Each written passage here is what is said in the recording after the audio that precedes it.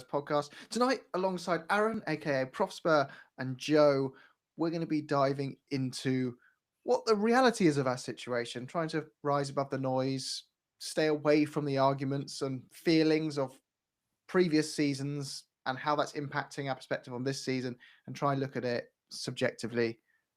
And yeah, give you and go through your questions as well.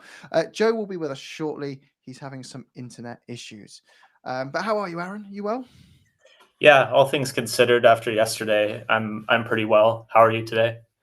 Yeah, I must say that defeat hit hard, but yeah, it always does against Chelsea, and it's become an all too familiar thing. But I do think the reaction, and we'll discuss it later, has been bigger than previous defeats to Chelsea, and the feeling of frustration is larger than it normally is. So we'll certainly cover off why. Shall we? I wanted to start a bit with some of this because I saw you've wrote another article, and you did one recently on kind of where we fit from an XG perspective as a club, and you also looked at Frank's time at Brentford, and you're welcome to bring up some numbers again from that. But Hmm. I think your data was. I'm interested to see, is the data showing we're doing better than we think we are, or is it showing no, actually the eye test warrants the outbursts perhaps that we've seen, that the performances don't warrant the league position that we're in? What's your kind of data showing there then, Aaron? I think it's closer to the latter. I'm trying not to have any outbursts, uh, although I am frustrated. It's frustrating, isn't it, to just to not really turn up at home against Chelsea. But in terms of what's going on, it's kind of the way I see it in the data is it's more or less the opposite of the first 10 or so games, Premier League games last season. So last season we were, I think, quite good in terms of our underlying numbers, and the results weren't coming, I think, to the extent that the numbers suggest they should have at this point last season. This season, what we're looking at is pretty good results, but also concerning underlying numbers. And I think in particular, there's just a big gap between what we're scoring and what we're expected to score, and what we're conceding and what we're expected to concede. We're overperforming on both ends of the game, in other words, and that for me is a little bit worrying. But when we say we overperform on each end, we've got to take both sides to this argument, right? Because one side is if you're overperforming, you're generally not creating enough regular threats to consistently maintain that level of threat. But some would say on the flip side, actually, this means we've got a caliber of player and an efficient enough way of playing to not need as many chances as other sides. So I guess you could look at it both ways, could we?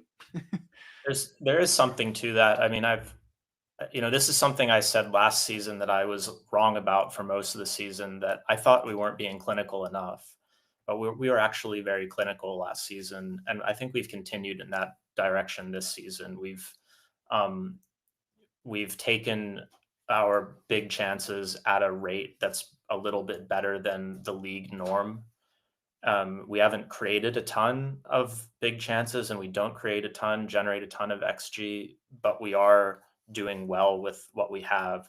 The question is for how much longer can we sustain this? And also, relatedly, when we face better teams, can we get away with this type of overperformance?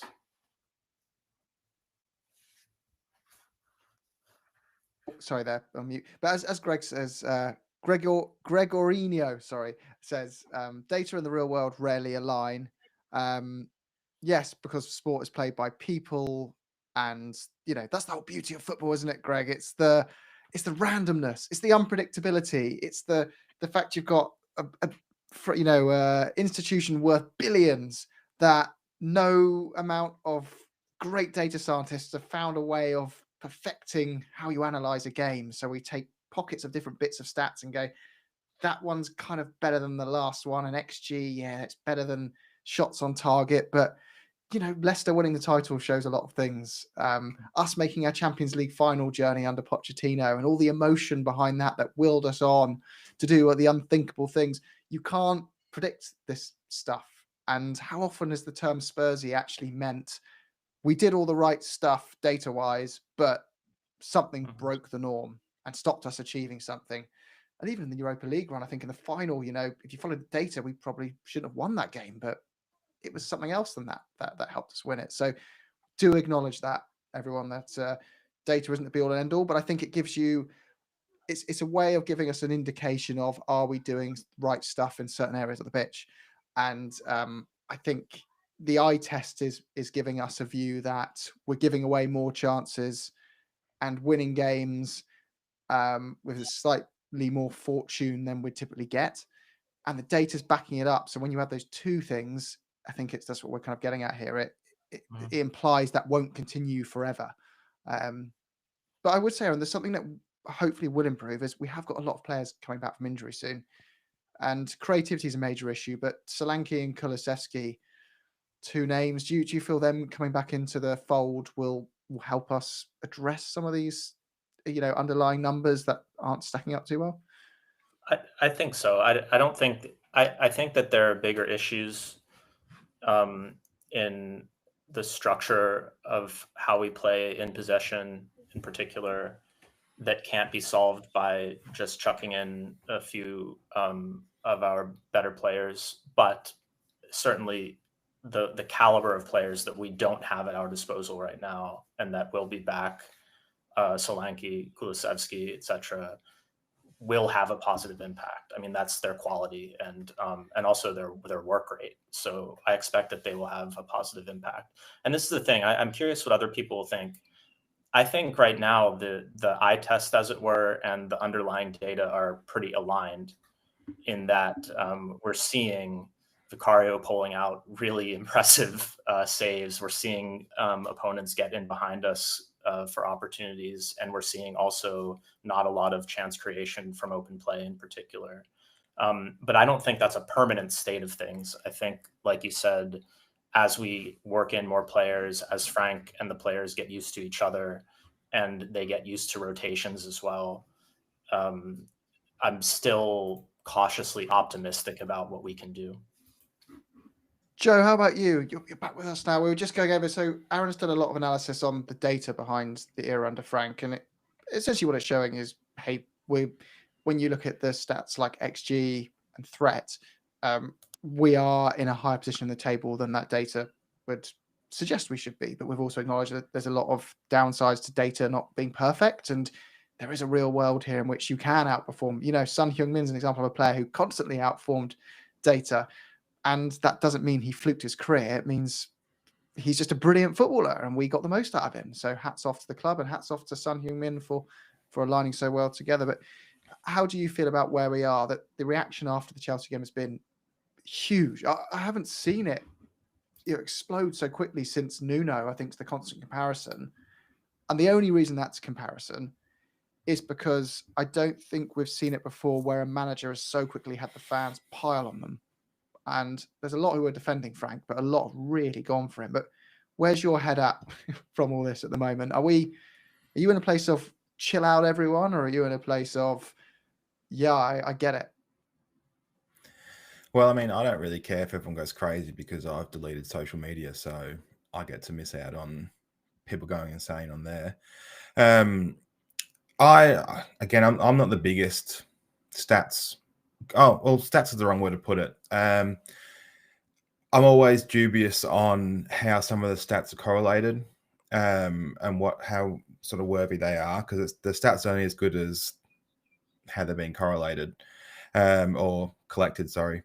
But in this instance, I think it's definitely true. I think we are just riding our luck at the moment, in terms of that's eye test words, I guess, is riding the luck, is that we don't look as good as the position we're in. And I can't put my finger on what it is, because we could say that missing Kulu matters, and Solanke is important and is the difference. But yesterday, or whatever day it is for everyone, I don't think necessarily it was a system thing. The amount of just inability to just make a pass was ridiculous. So you can't coach around not being able to pass to each other and having no one play the ball forward. It was, I mean, Vic is the only one that has to play the ball forward and is the only one that does, because we'd get the ball so many times, and Polina, I guess it's fine, but other players, Simmons just passed the ball backwards constantly. It was just always backwards. And is Frank telling him to do that? I don't know. But, I mean, none of us know. But it just seems like we're nowhere near where we need to be, and we've just rode our luck in a few games and somehow have won a lot of games away. But, yeah. And it's the other thing I think when we look at the data is someone highlighted that, you know, Adam Cleary does some really good videos and really goes into numbers. He was giving an example of, hey, actually Spurs are conceding 30% less chances than last season. But the reality is, again, I think we just stopped this comparison to last season as like because that's not a comparison of Spurs suddenly being good because they're better than last season. That last season was crazy in the league. It was for so many repetitive reasons we've discussed, you know, prioritizing other cups, injuries, manager tactics, whatever your view is on that whole season doesn't really matter. But what we do know is 17th place Spurs and a 20% improvement isn't the baseline. And you're also taking a largely Van der Ven, Romero and Danso centre-back partnerships to one that was quite often Gray and Davies, because we didn't have Danso till January and those pairs were out a lot. And so anyway, the data is just a poor way of comparing. And I feel what's driving a lot of negativity around us this season and making Frank's job perhaps a bit unnecessarily more difficult, that's a fair way of saying it, is I think a lot of us are struggling to let go of the previous season and the season before. And there's a lot of, I can confirm my bias now. I can show you that it was wrong to move on from that last manager, or I can show you it was right to move on from that manager. I can show you, it was the players. I can show you, it wasn't the players. You know, that keeps on leaking into the season. And I always feel that was something that was going to be unavoidable if inevitably when we did move on from last season, and that person leaves you with a mic drop of season 3 is going to be great, and half the room goes, no thanks, and half the room goes, yes, please, and we'll never know. So we're all kind of like in a TV series. It's like the screen cutting before the final scene, and you're going, what happened? And they go, we're not going to release season 3. You know, the classic Netflix thing now, they only ever release 2 seasons, obviously, and you never know what happens next. So everyone's squabbling over what the meaning would have been. And I think it's spilt into this year a bit, and it's not very healthy. And it's also meant there's less patience for Thomas Frank because people are just tired. 4 wins in 19 games at home. You can't expect those fans who have sat through that, be it on telly and in the ground, even more so, who have travelled to see that, the anger and the frustration is naturally going to spill over, right? Johnny and Sai go every week with me. You know, they fly to every game. So they spend, you know, it's a 300-400 quid round trip that they're put aside, and it's defeat after defeat after defeat. And then eventually, you know, your emotions, you just like, something's got to change. And what's the one thing that you can possibly influence as a fan? It's probably to push out someone from a hot seat by giving them a hard time on social media and in the dugout in the ground. You have some level of influence there to accelerate that, so it happens. But there you go. That's a bit of a monologue there. Went on. But yeah, do you guys feel, and you touched on this already, but Joe, do you feel if we went out in the January transfer window and we signed a creative replacement to Paulinho and we signed a brilliant left winger, we'd see a significant difference? Or do you feel that it's not going to be resolved by a couple of transfers? I mean, you probably would see a difference, but that's just sometimes, I mean, the individual players in the field have the ability to force something themselves. They have autonomy as a human being to be on the field and do something. So they could just force through whatever wall's blocking the team at the moment. I don't think it's possible for us to sign one of those guys. I mean, the person that comes to mind is Wharton, but he's no way he's leaving Palace in January. And I mean, maybe Brighton are sort of middle of the road too, so maybe Belieber, but I mean, that's irrelevant, really. Do I think that it will change much? Probably. I think it would. I think the game would have been different if Bergvall had played that game.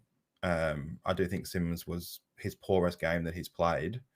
Bergvall was definitely concussed. That was obvious from 10,000 kilometers away that he was concussed in that game. And I think his ability to, I know, be a bit more physical than Simmons is. The winger, maybe. We just have no outlets. But I said on the last stream that all our strikers are the same, and I had a bit of pushback on it. But I still stand by it. I don't mean they're the same in terms of the type of players they are. I think they're the same in the effect that they have. Is it no matter what striker we play, they're not even there most of the time. And Colin Winey needs a bit of time to come in. I don't know what Richie's deal is, and we don't have Solanke, and Tal's not getting any minutes anymore. So there's no connection there. But is it their fault? It's one of those. There's so many different variables in it. You've asked me a question about would a midfielder and a left winger be a fix it, and I've started talking about how a creative midfielder and a striker is the problem. So I've just gone off rogue, and Jing, the Belieber has been rubbish. So you're right there too. So he wouldn't change anything. But yeah, Aaron, you tell me, would it make a difference? My answer is rubbish. No, I wish I could. I mean, I think there's a lot of agreement here in terms of, first of all, I do think I've said this in different ways, but I think in this era of like the development of tactics and analytics in fan bases, the prominence of these now, it means like sometimes we come up with these like sophisticated explanations or theories, but we don't pay enough attention to who's actually playing the games. And we underrate the agency that individual players have. And I can hold my hand up and say at times, like I can be part of that. The area where I think we could improve most, I think immediately with a new player, would be in the deeper midfield with a more progressive passer than Paulinho. I mean, then you lose something that Paulinho does that nobody else in the world can really do as well in terms of ball winning and tackling, so and awareness of position and so on. But like if we could get Locatelli or someone like that, I would be thrilled. And I bet that if we had him, then we would have a more kind of creative, interesting, powerful attack. But it's a trade-off. You can't look at these things in isolation. So I don't know. I think there are things we can do player-wise, but realistically, I think the reason we're playing backward all the time is because we're not committing enough players forward systematically. And I think that's been also an issue so far. And again, I think it's a solvable one. It might just be a phase that Frank really does want to get something right first and then move on to that as a way of moving forward. I don't really know. Hopefully, though, we'll see an improvement soon. And by the way, if you're listening live or not live, that's fine. Either way, do hop into our Discord. If you're watching live, I pinned it in the chat there now on YouTube. And if you're not live, I'll pin it to the chat again because I'm such a generous person like that. But no, it'd be good to meet you in there because we like to prepare our questions based on what we call the 33%. I think I actually stole that from the Fighting Cock. Disclaimer. Sorry, Flav and everyone else. But they made a point that 33% of your audience, your focal listeners, stick towards the end of a show.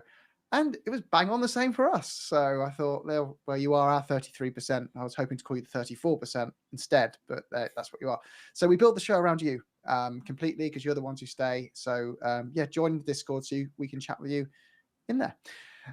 So yeah, I think we're all of a consensus then that basically better players help, but they're not suddenly going to see Spurs fly up the table and go, it was just Paulinho all along. Those people on Twitter were right. Not quite as simple as that.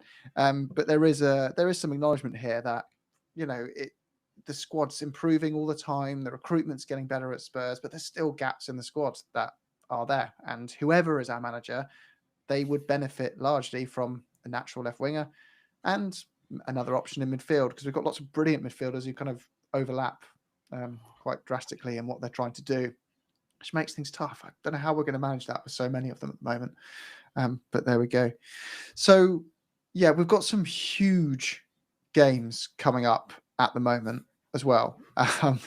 It's not ideal timing for Frank, particularly when you've got so many injuries. And let's acknowledge that as well, that he does deserve, in the same way we acknowledged it for our previous manager, he's got a lot of key players out. And even though he's got most of his starting 11 and best 11 available, his rotation options aren't there readily available. So players are getting gone. Other than Madison, Kulu, and Solanke, who am I missing that's injured?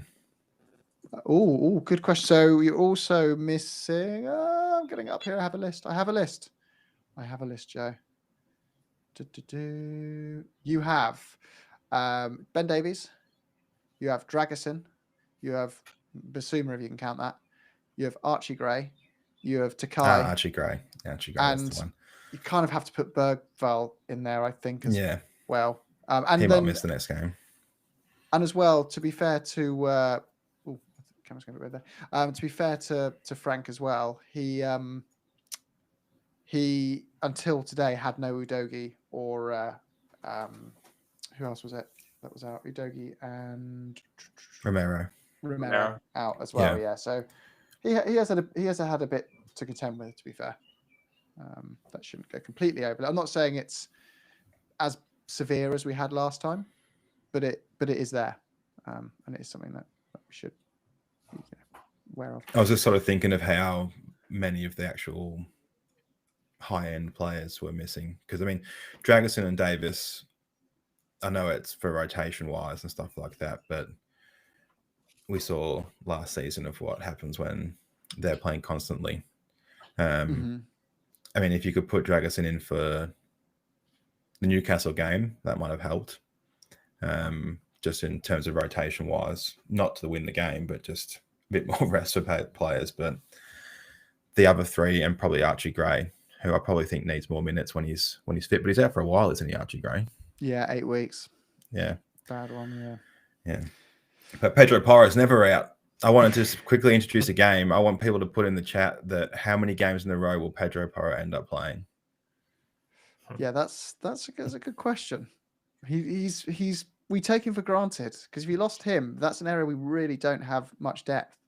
So yeah, but Frank does have, as always, this always seems to be the way of our managers, terrible timing the following fixtures that we've got, because we've got Arsenal and PSG next up after Copenhagen. So I'm hoping we can, Man United. So I like to think we'd get 3 points against Copenhagen and then restore a little bit of calm amongst the fan base. But if Spurs were to continue their poor home form with a defeat against Man United, they're likely, whether we like it or not, we are likely going to lose to Arsenal at the Emirates and PSG away. And that's not, it doesn't matter who our manager is right now, you're going to lose those two fixtures on most occasions. So, but it doesn't stop the fact that someone will say, come on, that's 4 defeats in 5. This is not acceptable. And then you're going into 2 tough games again, where Fulham, you'd hope to win at home, but then Newcastle away are always that team with us that we really struggle with. And then it's Frank's Brentford, and how, the old script thing in the narrative media, like, going there and, would it be the most, I don't want to talk about that anyway, just being way too negative, but the fixtures aren't kind. He needs to get more out of the current players we have, and there are some really talented players in there. Yeah. Siemens, though, I'm really excited by him, and I was when we signed him, but he's having he had a really difficult game. It reminded me, at times I thought it's Brian Hill, just the way he was getting pushed off with all the energy and drive. And I'm not saying he's going to be next Brian Hill. I think he's going to adapt and figure it out over time. But Aaron, what do you think of him so far? Are you feeling I was quite surprised to see a lot of the, he's the next Ndombele seemed to be I thought that's a bit premature. 10 games In in. which way? In which way would it be the Ndombele? Yeah. Ndombele was good when he played most of the time. He just didn't play, and then that's right. When he tried, he was good, Ndombele, but that was few and far between. Remember that goal he scored? It was like a chip from against Sheffield. That was wild. Love that. But sorry, Aaron, go tell us about Simmons. I love that.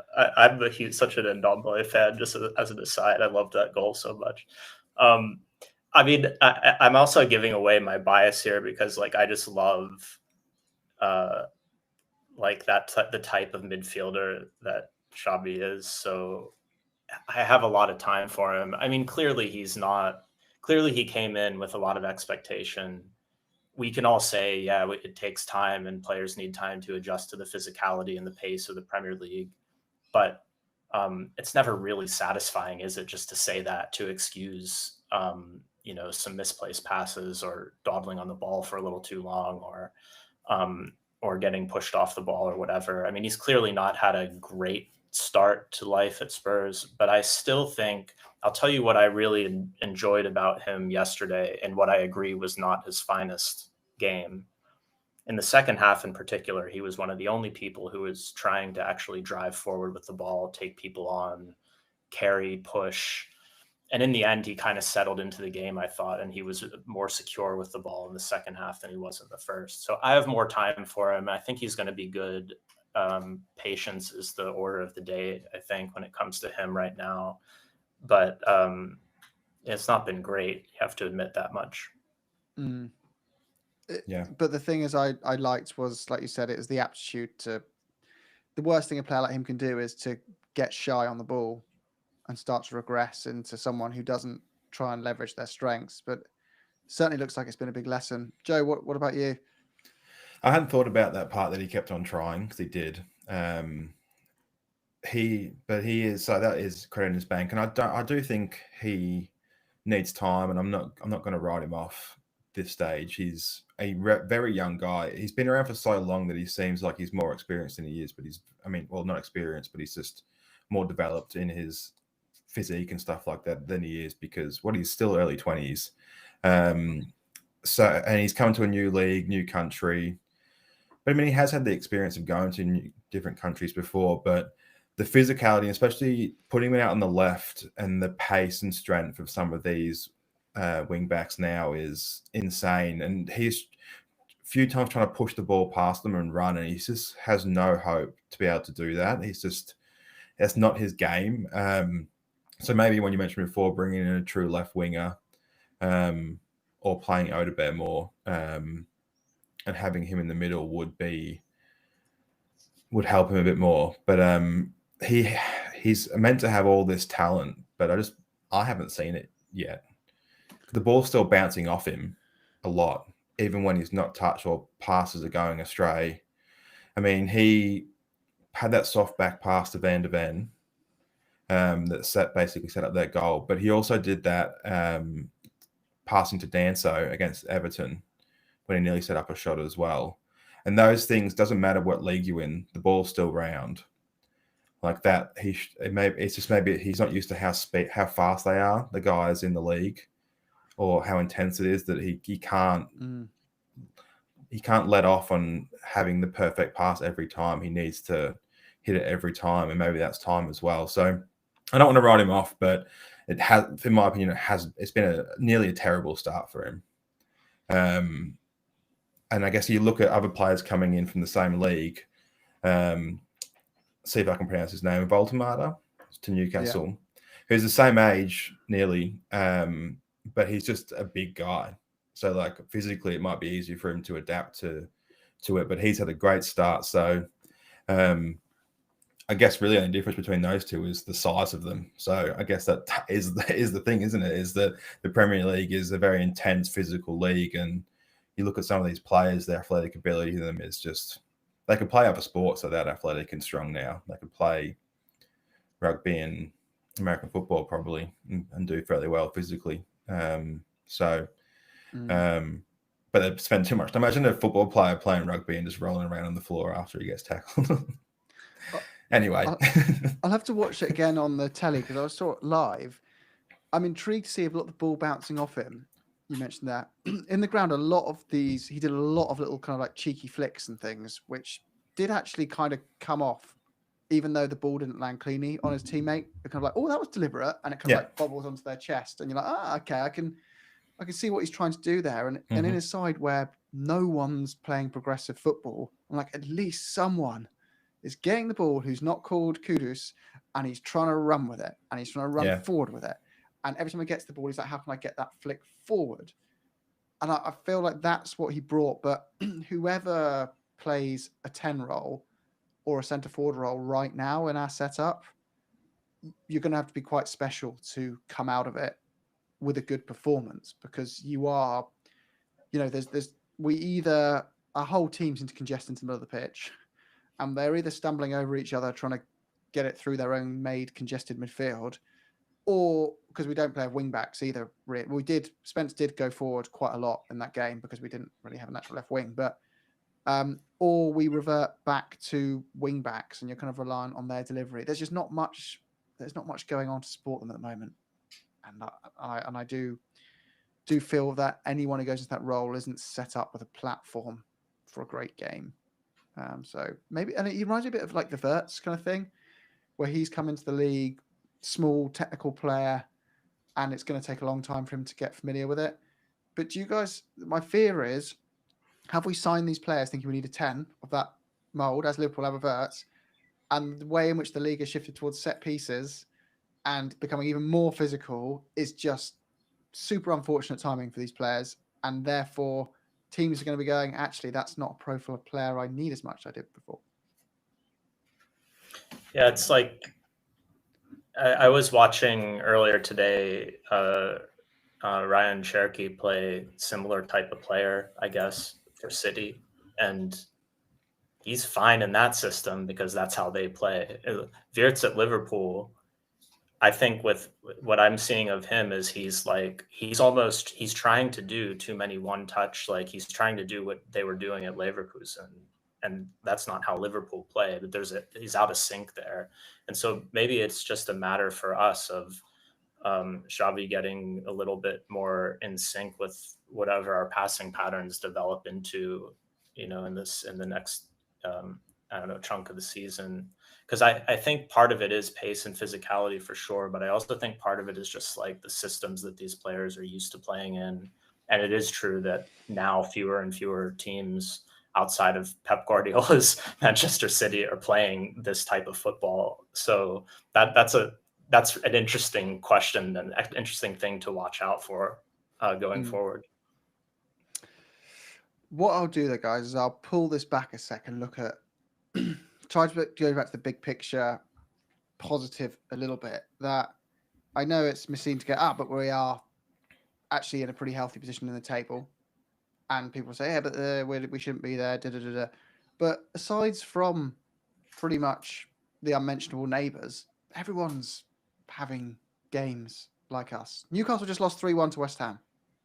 Like, where did that come from? And Liverpool have been in awful form and suddenly beat Villa, who are the informed side, 2-0. And Villa were really poor at the start of the season. So is it just a case of, the league has just become so congested where everyone's very good at cancelling out each other, and everyone's so hard to play against. Everyone looks pretty rubbish trying to break these teams down. And the only team scoring lots of goals are a side that's gone, I'm going to master set pieces, but started a year before everyone else. Is that fair? Yeah, they're not really even really scoring that many goals. They've scored one more goal than us.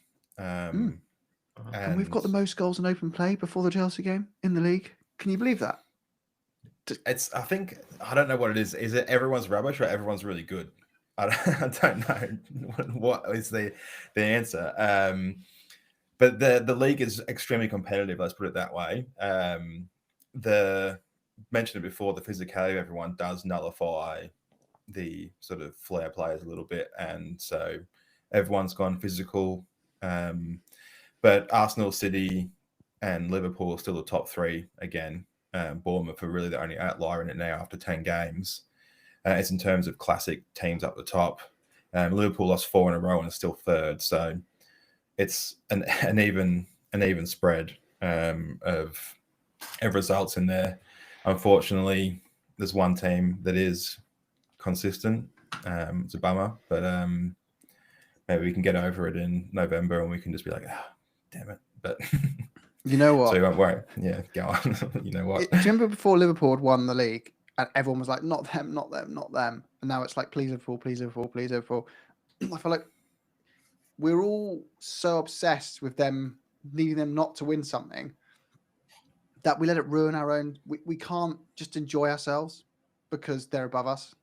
We can, but it's so much harder for us to enjoy ourselves. And I think that compounds a part of the impatience at times. And it'd be the worst thing ever for them to win. It really would.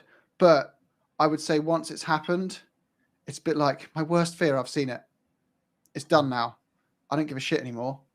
80% of the damage is done. They can gloat, but if they do it again, they've already done it. So I'm gonna get over it. Much more Are easily you than saying that your wife's wife's second affair is less hurtful than your wife's first affair?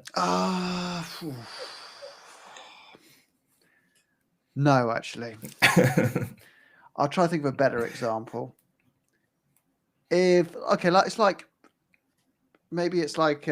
you're scared of heights and you have to do a skydive. That's better. Yeah.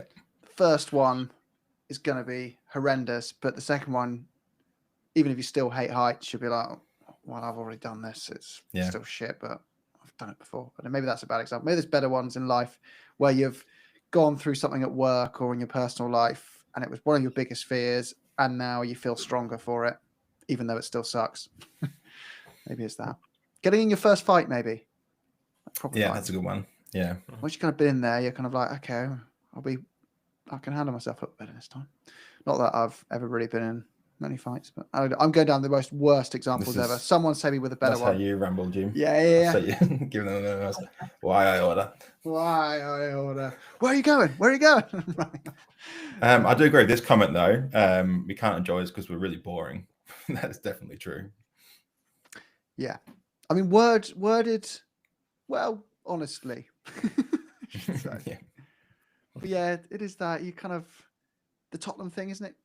Going out, even when you lose, there's an echo of glory. There's certainly no echo of glory in our defeats at the moment. It's pretty tough to sit through at the moment, which makes it worse, isn't it? Do you think Do you think it's fair that people have said the players aren't trying? There was no belief. And this was the other thing I want to discuss. Are we massively overanalyzing Van de Ven and Spence walking past Thomas Frank at the final whistle? I want to get each of your opinion on that. Go, Aaron. Yeah, I think we're probably making more out of it than it really is. I mean, I think every single person knows what it's like to be frustrated at the end of a loss or something that didn't go their way. And sometimes you don't behave in the way that you ideally would.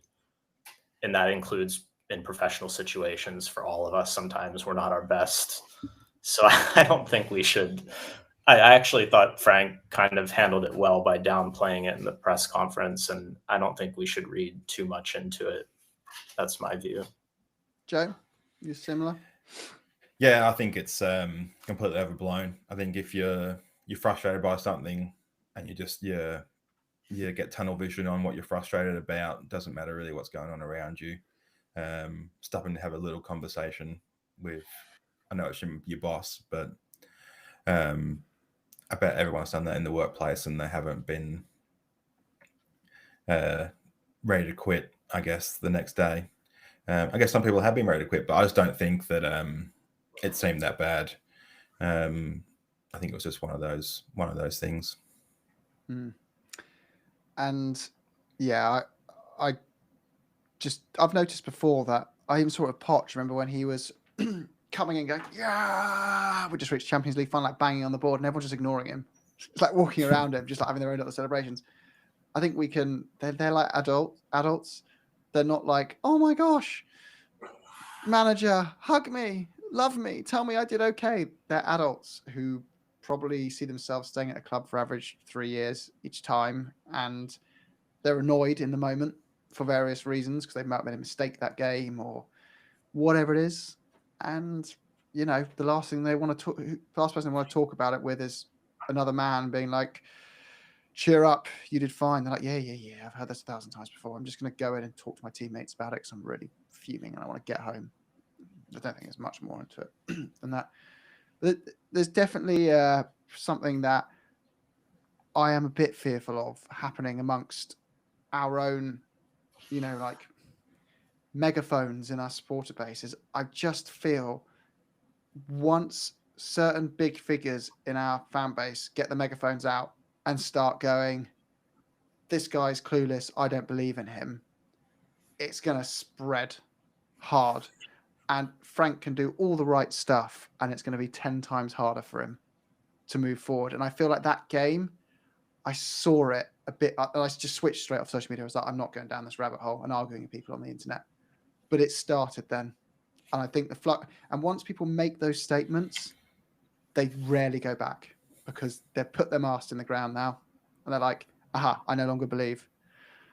And one said, we're not overreacting, we're underreacting. And I thought, oh my gosh, like you're probably one of the biggest channels on the whole of the Spurs space. So I just fear that I hope we haven't gone too far already on that, because there was absolutely, if we moved on from Frank now, guys, where do we go?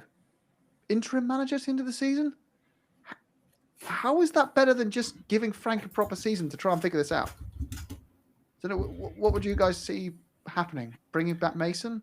I'm just checking his results. Yeah, he's lost 3 in the last 7, Mason, so probably not the right option. The 12th. So yeah, I think we just need to. I can't even entertain the question, honestly. We need to stop doing this. We need to stop. Just I like how many just the caretaker manager, like we just need to stop doing that. It's too much. We need to, believe in our decisions for a little bit. And like I said, anybody who's read stuff that I've been writing about Frank, I don't think it's polemical, but like I'm concerned about some things. I don't think it's going as well as the results show, but I think we have to keep our heads here. I mean, it's not a disaster. We're in a good position in the league. We're in a perfectly fine position in the Champions League. We have a tough run of fixtures coming up. Those are ones, as you said, Jim, earlier, that if you spread them all out across the season and we took some losses in those fixtures, nobody would lose their heads because those are some really challenging opponents and challenging situations. So we shouldn't freak out. I hope we don't even start talking about. It's 10 games in, it is bonkers. I mean, you can. Yeah, it's bonkers. Yeah. I mean, I must admit, I had that chat with my uncle on a car journey home, but I'd never go. I know that it's kind of like more venting anger at losing a game, and I say it to like very close people around me or in a private WhatsApp group. I'll have rants about it and talk about it, but the fact you're hearing it on the radio and on public forums now, it's just like you're increasing the likelihood of it happening as well by doing that. And then it's like, what outcome do you want? Because you're not going to go get Iriola. He's not going to leave. You're not going to go get Glasner. He's not going to leave mid-season. You're just, it's just, we all know and we let the emotions go. The only sensible thing here is to just take a deep breath, give this guy a proper year, let him have another transfer window to address his needs, and just swallow our emotions and just sit through this and see how it goes. And when your games are on, you back the team and try put some positivity behind those players who are low on confidence. That's all we can do. Phil. Yeah, I mean, I don't listen to the other ones that you're talking about, so I don't know what they're saying. I like to stay away from the idea of just tantruming for just engagement. random people on the internet. It could just be some made up faceless troll profile for all I know. I'm not calling out any other platform. Yeah, exactly. But that sort of sums it up. It's kind of people just play on people's emotions for engagement. So there's always going to be that end it now, burn it all down narrative. I'm sure it happens in every fan base too. But I think it's ridiculous to even start to think about moving on someone after 10 games when we've conceded the second. Well, there's only 2 teams that have conceded less than us. Vic's had some great saves, but every other goalkeeper in the league makes saves too. So you can't just go off that. If it wasn't for Vic, we'd be down the bottom. We scored a fair few amount of goals. I think it just is that it's just a bit boring and people want to be entertained. I mean, I only pay for my subscription because I can't go to many games, but because it costs me about $10,000 to go to a game if I want to make a trip out of it. But it's just a bit boring, and that's really what it is. It's not something that's the end of the world. It's just we want to be entertained. You turn off it. You stop watching a TV show if it's boring, but you can't really stop watching Tottenham if you're a fan. 3,000 seats were available on the exchange before the Chelsea game, which, like, I've had a previous seasons when we were, Pochettino era, when I had a season, smaller ground though for the great season. But if I couldn't go to a game, people would offer me double face value for my ticket. Now, if I can't make a game, it's probably going to go to waste. So I'm trying to give it away for free, and people are like, not even worth the travel. I can't even give my ticket away for free in some games that I can't make. But that is, you're right. It's that is what it is. But it will change with results. That's the thing. Football is just led by results and vibes ultimately. Well, I mean, it's weird because the results aren't. That's true. I don't know. The home results are terrible. That's the thing. Why? I don't think anyone can really give an answer why it's happening, but it is such a strange thing that we're consistently good away and just generally terrible at home. And the only difference is that we should have a better advantage. Maybe we'll beat PSG because it's a game that we shouldn't have an advantage in. But anyone got any thoughts of why the home form is so terrible? There's more than one person's trying to answer this question. So, Aaron, what do you think? Why is the home form so bad? I mean, the best I can do is just that we go through these spells of